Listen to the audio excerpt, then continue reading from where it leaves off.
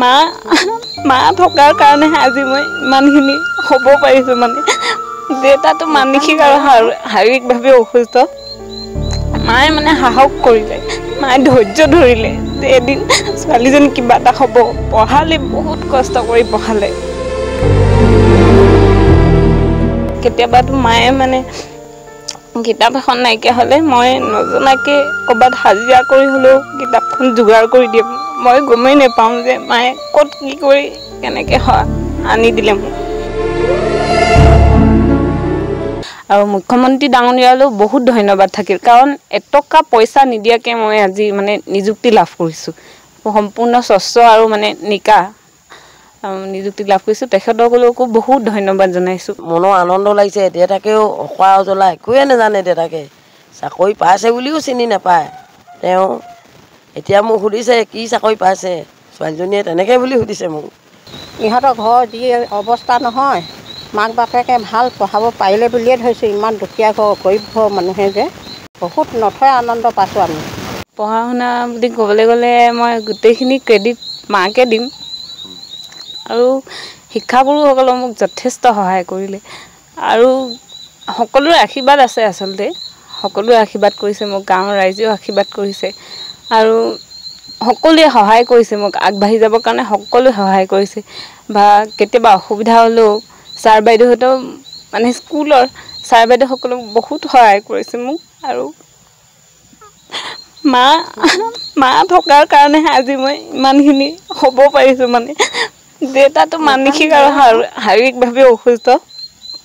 মায়ে মানে সাহস কৰিলে, মায়ে ধৈৰ্য ধৰিলে যে এদিন ছোৱালীজনী কিবা এটা হ'ব। পঢ়ালে, বহুত কষ্ট কৰি পঢ়ালে। এনেকুৱা এটা দেউতাৰ লগত মই মাক বহুত ধন্যবাদ জনাওঁ। কেতিয়াবাতো মায়ে মানে কিতাপ এখন নাইকিয়া হ'লে মই নজনাকৈ ক'ৰবাত হাজিৰা কৰি হ'লেও কিতাপখন যোগাৰ কৰি দিম। মই গমেই নাপাওঁ যে মায়ে ক'ত কি কৰি কেনেকৈ আনি দিলে মোক।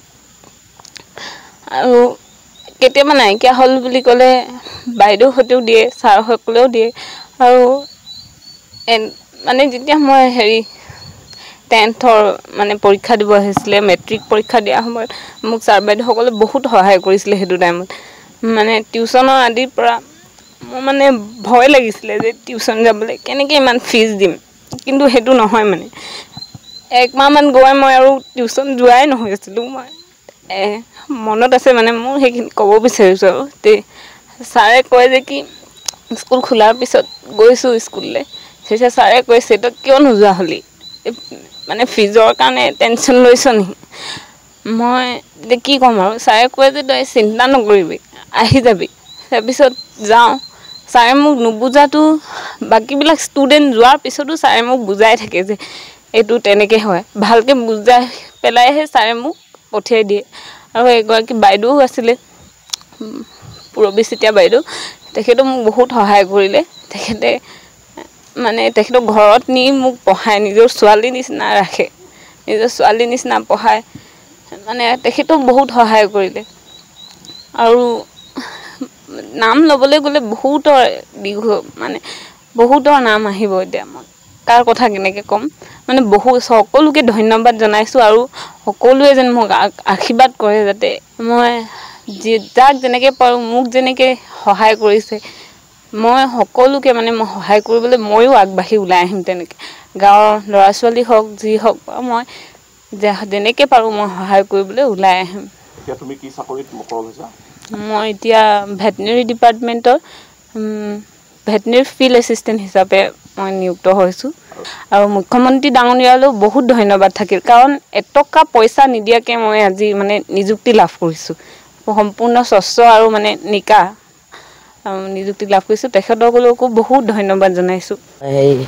স্কুললৈ যাবলৈ অসুবিধা হ'লে বেলেগৰ ঘৰত ভূই ৰুই কঠীয়া তুলি হ'লেও মই ছোৱালীজনীক কিতাপ পত্ৰ আনি দিওঁ, পঢ়িবলৈ দিওঁ। মোৰ চিন্তা হৈ থাকে পঢ়াব পাৰিম নোৱাৰিম। বাপেকে বিকলাংগ, একোৱে নাজানে, পঢ়া শুনা চিনি নাপায়, শাৰীৰিকভাৱেও অক্ষম। আৰু হাতৰ বাউসীটোতো এৰিয়ে গ'ল এতিয়া এক্সিডেণ্টত। 5 জানুৱাৰীত এক্সিডেণ্ট হৈছিলে। একেবাৰে তেখেতে এতিয়া খোজ কাঢ়িবই নোৱাৰে, পৰি যায়, উঠিলেই পৰি যায়। মোৰ সেইফালেও চিন্তা আৰু মোৰ ছোৱালীজনীলৈও চিন্তা। ঘৰখনলৈও চিন্তা, মই ঘৰখনো চলাব লাগে। মই বেলেগৰ ঘৰত ভূঁই ৰুবলৈও যাওঁ, কঠীয়া তুলিবলৈ যাওঁ, আৰু মই ছাগলী পুহোঁ, হাঁহো পুহোঁ, কুকুৰা পুহোঁ। সেইবিলাক কেতিয়াবা মৰি যায়, আকৌ মই এইবিলাক পুহোঁ ছোৱালীজনীক দিবৰ কাৰণে।